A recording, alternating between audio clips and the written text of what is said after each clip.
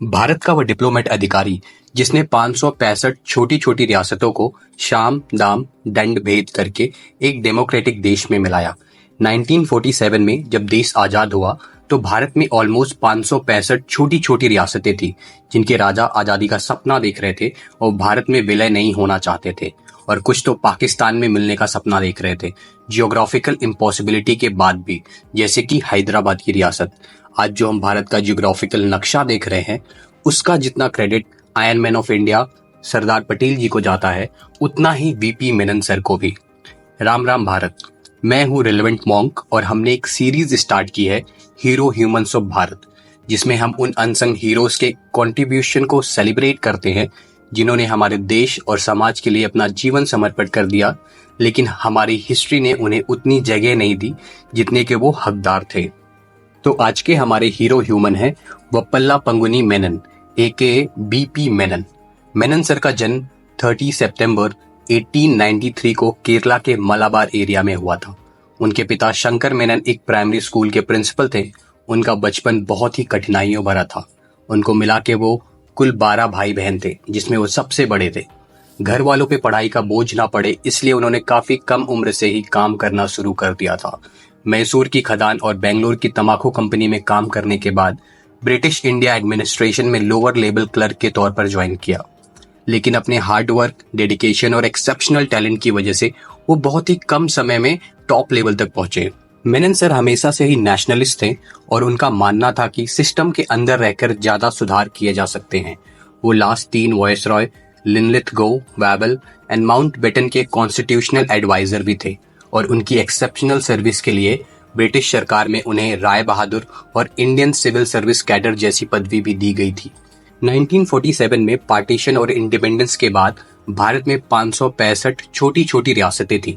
इतने सालों की गुलामी के बाद भारत फिर से प्रिंसली स्टेट और रियासती राज के लिए तैयार नहीं था, क्योंकि प्रिंसली स्टेट्स के राजा और राजकुमारों को जनता से कुछ लेना देना नहीं था।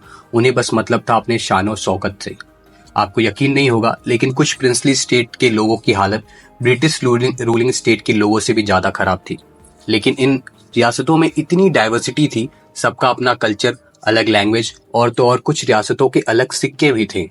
और ऐसी सिचुएशन में इन रियासतों को इंटीग्रेट करना और एक डेमोक्रेटिक देश में मिलाना ऑलमोस्ट इम्पॉसिबल था।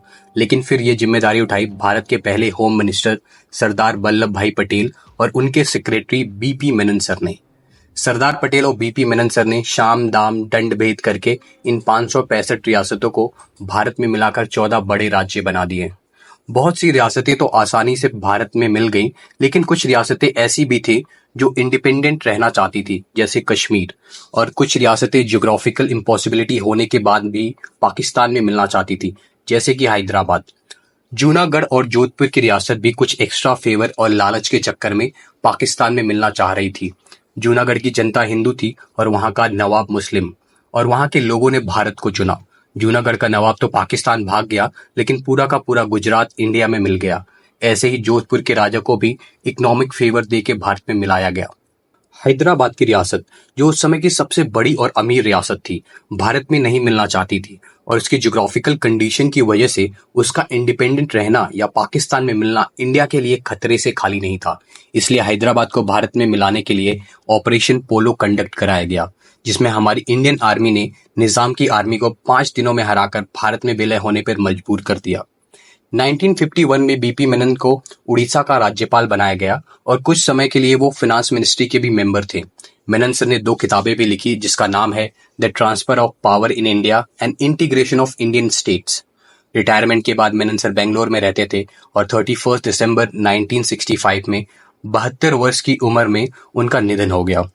मेनन सर को आर्किटेक्ट ऑफ जियोग्राफिकल इंडिया कहना गलत नहीं होगा, और उन्होंने अपना सारा जीवन इंडिया के इंटीग्रेशन और डेवलपमेंट के लिए समर्पित कर दिया। लेकिन बहुत कम ही लोग हैं जो बीपी मेनन सर और उनकी कंट्रीब्यूशन को जानते होंगे।